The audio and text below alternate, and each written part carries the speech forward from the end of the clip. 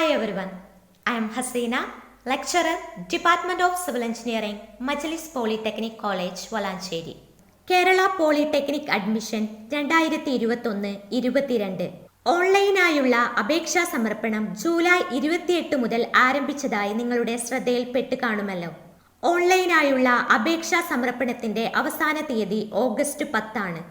Government polytechnic കോളേജുകളിലെ മുഴുവൻ സീറ്റിലേക്കും aided polytechnic കോളേജുകളിലെ 85% സീറ്റുകളിലേക്കും സ്വാശ്രയ പോളിടെക്നിക് കോളേജുകളിലെ 50% സീറ്റുകളിലേക്കും IHRD പോളിടെക്നിക് കോളേജുകളിലെ മുഴുവൻ സീറ്റിലേക്കുമാണ് അപേക്ഷ ക്ഷണിക്കപ്പെട്ടിട്ടുള്ളത്. How can we apply? ഓൺലൈനായി എങ്ങനെ അപേക്ഷ സമർപ്പിക്കാം എന്നതിനെക്കുറിച്ചുള്ള ഒരു ചെറിയ ട്യൂട്ടോറിയലുമായിട്ടാണ് ഞാൻ ഇന്ന് വന്നിട്ടുള്ളത്. www.polyadmission.org എന്ന വെബ്സൈറ്റ് വഴിയാണ് ഓൺലൈനായി അപേക്ഷ സമർപ്പിക്കേണ്ടത്.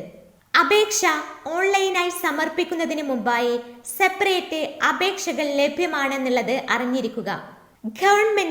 ഗവൺമെന്റ് എയ്ഡഡ് പോളിടെക്നിക് കോളേജുകൾ ഇവയിലെ മെറിറ്റ് സീറ്റുകളിലേക്കും സെൽഫ് ഫിനാൻസിംഗ് കോളേജുകളിലെ ഗവൺമെന്റ് സീറ്റിലേക്കും ഹിയറിംഗ് ഇമ്പയർഡിന്റെ സ്പെഷ്യൽ ബാച്ചിലോട്ടും നമുക്ക് ഒരു തരം ആപ്ലിക്കേഷനാണ് അവൈലബിൾ ആയിട്ടുള്ളത്. NCC കോട്ടയിലേക്ക് പ്രത്യേകം ആപ്ലിക്കേഷൻ ഉണ്ട്, സ്പോർട്സ് കോട്ടയിലേക്ക് പ്രത്യേകം ആപ്ലിക്കേഷൻ ഉണ്ട്. സെൽഫ് ഫിനാൻസിംഗ് കോളേജുകളിലെയും എയ്ഡഡ് കോളേജുകളിലെയും മാനേജ്മെന്റ് സീറ്റിലോട്ട് മാനേജ്മെന്റ് കോട്ടയുടെ കീഴിൽ സെപ്പറേറ്റ് ആപ്ലിക്കേഷൻ ഉണ്ട്. ഇന്റർനെറ്റ് കണക്ഷനുള്ള ഒരു ലാപ്ടോപ്പ് അല്ലെങ്കിൽ ഒരു കമ്പ്യൂട്ടറിലെ ഇൻസ്റ്റാൾ ചെയ്ത ഏതെങ്കിലും ഒരു ബ്രൗസർ വഴി www.polyadmission.org എന്ന വെബ്സൈറ്റ് ഓപ്പൺ ചെയ്യുക. വെബ്സൈറ്റിന്റെ ഹോം പേജാണ് ഇപ്പോൾ വന്നിട്ടുള്ളത്. ഇവിടെ ഓൺലൈൻ സബ്മിഷൻ എന്നുള്ള ഓപ്ഷൻ കാണാം, NCC കോട്ട എന്നുള്ള ഓപ്ഷൻ കാണാം, സ്പോർട്സ് കോട്ട എന്നുള്ള ഓപ്ഷൻ കാണാം, മാനേജ്മെന്റ് കോട്ട എന്നുള്ള ഓപ്ഷൻ കാണാം.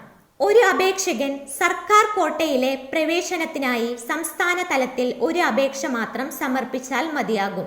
ഇതിനുവേണ്ടി നമ്മൾ സെലക്ട് ചെയ്യേണ്ടത് ഓൺലൈൻ സബ്മിഷൻ എന്ന ലിങ്ക് ആണ്. എയ്ഡഡ് സ്വാശ്രയ പോളിടെക്നിക് കോളേജിലെ മാനേജ്മെന്റ് കോട്ടയിലെ പ്രവേശനത്തിനായി നിങ്ങൾ സെലക്ട് ചെയ്യേണ്ടത് മാനേജ്മെന്റ് കോട്ട എന്നുള്ള ലിങ്കാണ്. NCC കോട്ടയിലേക്ക് അപേക്ഷിക്കുന്നവർ NCC കോട്ട എന്ന ലിങ്ക് സെലക്ട് ചെയ്യുക. സ്പോർട്സ് കോട്ടയിലേക്ക് അപേക്ഷിക്കുന്നവർ സ്പോർട്സ് കോട്ട എന്നുള്ള ലിങ്ക് സെലക്ട് ചെയ്യുക. ഓൺലൈൻ സബ്മിഷൻ ലിങ്കിൽ ക്ലിക്ക് ചെയ്യുക. അപേക്ഷ സമർപ്പിക്കുന്നതിന് മുമ്പായി വിദ്യാർത്ഥികൾ വായിച്ചിരിക്കേണ്ട കുറച്ച് ഇൻസ്ട്രക്ഷൻസിന്റെ പേജാണ് ഇപ്പോൾ വന്നിട്ടുള്ളത്. ഇൻസ്ട്രക്ഷൻസ് വായിച്ചതിന് ശേഷം പ്രൊസീഡ് ലിങ്ക് ക്ലിക്ക് ചെയ്യുക.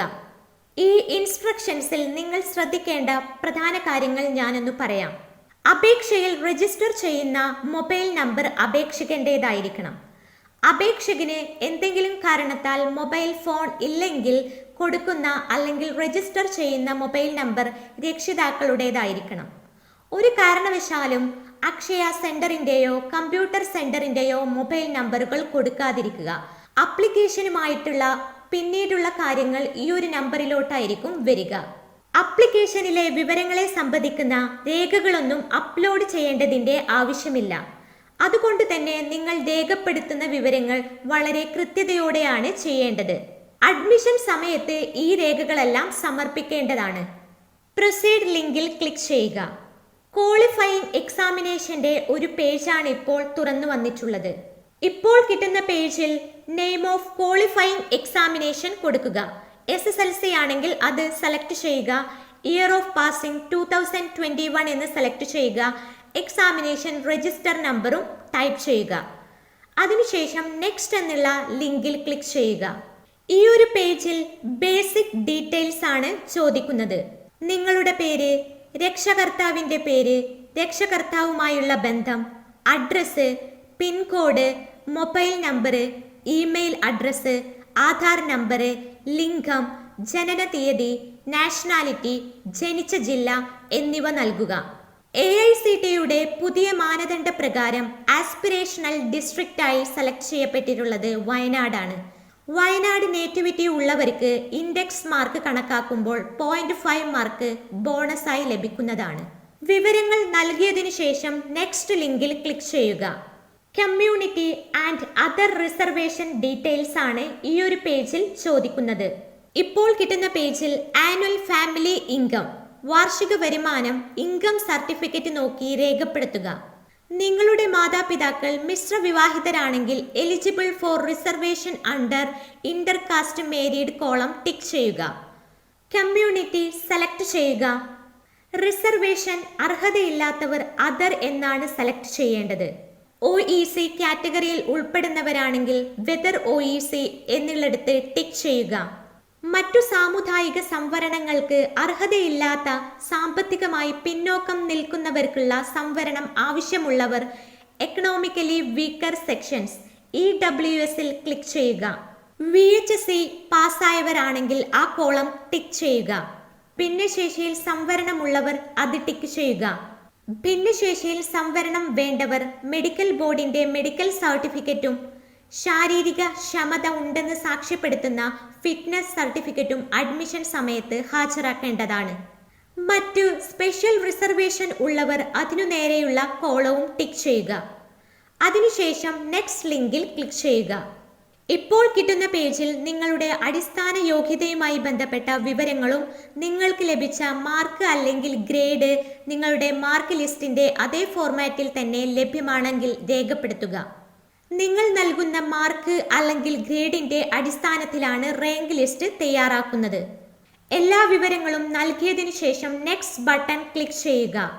നിങ്ങൾക്ക് ആവശ്യമുള്ള ഓപ്ഷനുകൾ നൽകുന്നതിനുള്ള പേജാണ് ഇപ്പോൾ തുറന്നു വന്നിരിക്കുന്നത്. ഒരു അപേക്ഷയിൽ 30 ഓപ്ഷനുകൾ വരെ സമർപ്പിക്കാൻ കഴിയും. അപേക്ഷകർ തങ്ങൾക്ക് ആവശ്യമുള്ളതും ചേർന്ന് പഠിക്കുവാൻ താല്പര്യമുള്ളതുമായ പ്രോഗ്രാം, സ്ഥാപനം എന്നിവ നോക്കി വേണം ഓപ്ഷൻ സമർപ്പിക്കേണ്ടത്. സംസ്ഥാനത്തെ എല്ലാ പോളിടെക്നിക്കുകളിലെയും എല്ലാ പ്രോഗ്രാമുകളിലേക്കും ഓപ്ഷൻ തിരഞ്ഞെടുക്കാവുന്നതാണ്.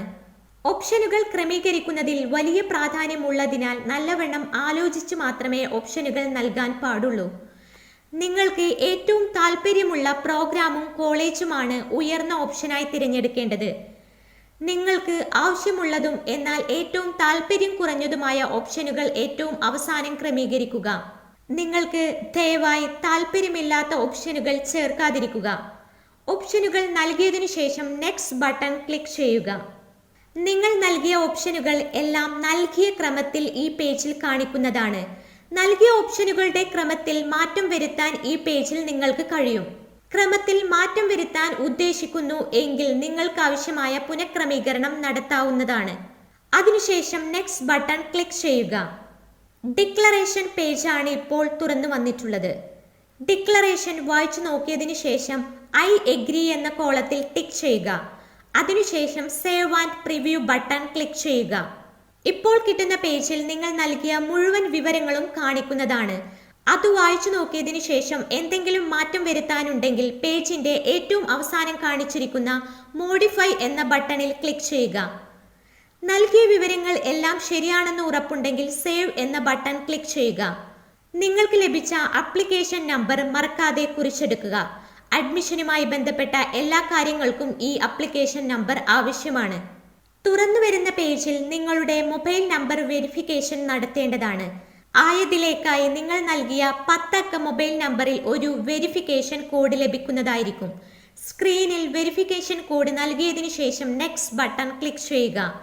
ഇപ്പോൾ നിങ്ങൾ ഫീസ് അടക്കുന്നതിന്റെ പേജിലേക്ക് പോകുന്നതായിരിക്കും. ഫീസ് അടക്കുന്നതിനായി വിവിധ തരത്തിലുള്ള പേയ്മെന്റ് ഓപ്ഷനുകൾ നിങ്ങൾക്ക് ലഭ്യമായിരിക്കും. അനുയോജ്യമായ ഓപ്ഷൻ തിരഞ്ഞെടുത്ത് ഫീസ് അടക്കുക. അപ്രകാരം ഫീസ് അടക്കാൻ സാധിക്കാത്തവർക്ക് പിന്നീട് www.polyadmission.org എന്ന വെബ്സൈറ്റ് ഹോം പേജിലെ മോഡിഫൈഡ് ഡിപ്ലോമ ആപ്ലിക്കേഷൻ എന്ന ലിങ്ക് വഴി ആപ്ലിക്കേഷൻ വീണ്ടും ഓപ്പൺ ചെയ്യാവുന്നതും ഏറ്റവും അവസാനത്തെ പേജിലെത്തുമ്പോൾ ഫീസ് അടക്കാവുന്നതുമാണ്. ഫീ പേയ്മെന്റ് നടത്തിയതിനു ശേഷം ആപ്ലിക്കേഷൻ സബ്മിഷൻ സക്സസ് എന്ന് കാണിക്കുന്നു. ഫീസ് അടച്ചതിനു ശേഷം മാത്രമേ അപേക്ഷയുടെ പ്രിന്റ് എടുക്കാൻ സാധിക്കുകയുള്ളൂ. നിങ്ങളുടെ ആപ്ലിക്കേഷൻ ഓൺലൈൻ ഓപ്പൺ ചെയ്തു നോക്കുമ്പോൾ ഏറ്റവും മുകളിലായി കാണുന്ന ഫീ സ്റ്റാറ്റസ് എന്ന കോളത്തിൽ ഫീ പെയ്ഡ് എന്നാണ് രേഖപ്പെടുത്തിയിരിക്കുന്നതെങ്കിൽ ആപ്ലിക്കേഷൻ രജിസ്റ്റർ ചെയ്തതായി കണക്കാക്കാം. പ്രിന്റ് ഓപ്ഷനിൽ ക്ലിക്ക് ചെയ്താൽ നമുക്ക് ആപ്ലിക്കേഷന്റെ പ്രിന്റ് ഔട്ട് ലഭിക്കുന്നു. ഓൺലൈനായി സമർപ്പിച്ച അപേക്ഷയുടെ ഒരു പകർപ്പ് അപേക്ഷകൻ സൂക്ഷിക്കേണ്ടതാണ്. എയ്ഡഡ്, അഥവാ സ്വാശ്രയ പോളിടെക്നിക് കോളേജുകളിലെ മാനേജ്മെന്റ് കോട്ടയിലെ പ്രവേശനത്തിനായി ഓരോ സ്ഥാപനത്തിലേക്കും പ്രത്യേകം ഫീസ് അടച്ച് അപേക്ഷകൾ സമർപ്പിക്കുകയും അപേക്ഷയുടെ കോപ്പി അതാത് സ്ഥാപനത്തിൽ നൽകുകയും വേണം. കൂടാതെ NCC സ്പോർട്സ് കോട്ടയിൽ അപേക്ഷിക്കുന്നവരും ഫീസ് അടച്ച് അപേക്ഷ സമർപ്പിക്കുന്നതിനോടൊപ്പം അപേക്ഷയുടെ പകർപ്പ് NCC ഡയറക്ടറിലേക്കും സ്പോർട്സ് കൗൺസിലിലേക്കും യഥാക്രമം അയക്കേണ്ടതാണ്. അപേക്ഷാ ഫീസായി ജനറൽ വിഭാഗത്തിൽപ്പെടുന്നവർ 150 രൂപയും SC/ST വിഭാഗത്തിൽപ്പെടുന്നവർ 75 രൂപയുമാണ് ഓൺലൈനായി അടയ്ക്കേണ്ടത്. വെബ്സൈറ്റിന്റെ ഹോം പേജിൽ ലഭ്യമായിട്ടുള്ള പ്രോസ്പെക്ടസ് വിശദമായി വായിച്ചതിനു ശേഷം മാത്രം ഓൺലൈൻ അപേക്ഷ സമർപ്പണം ആരംഭിക്കുക. ഓൺലൈൻ അപേക്ഷാ ഫോമിലെ എല്ലാ വിവരങ്ങളും വളരെ ശ്രദ്ധയോടെയും കൃത്യതയോടെയുമാണ് പൂരിപ്പിക്കേണ്ടത്. ഓൺലൈൻ അപേക്ഷ തനിയെ തയ്യാറാക്കി സമർപ്പിക്കാൻ കഴിയാത്തവർക്ക് അടുത്തുള്ള ഗവൺമെന്റ് എയ്ഡഡ് IHRD പോളിടെക്നിക്കുകളിൽ തയ്യാറാക്കിയിട്ടുള്ള ഓൺലൈൻ ഹെൽപ്പ് ഡെസ്കുകളുടെ സഹായത്തോടെ സമർപ്പിക്കാവുന്നതാണ്.